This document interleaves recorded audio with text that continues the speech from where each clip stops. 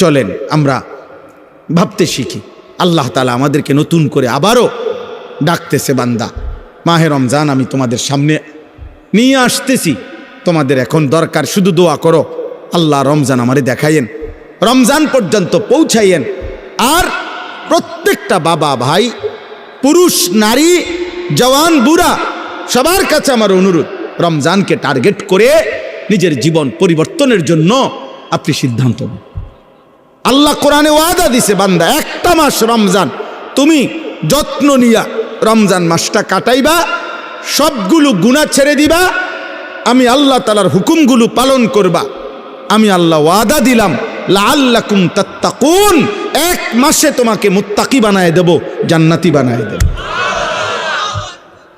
বানায় দেব। আল্লাহ তাআলা বলছেন, আল্লাহ কোরআনে বলছেন, বান্দা তুমি মনে রেখো কোনোভাবে রমজান বলতে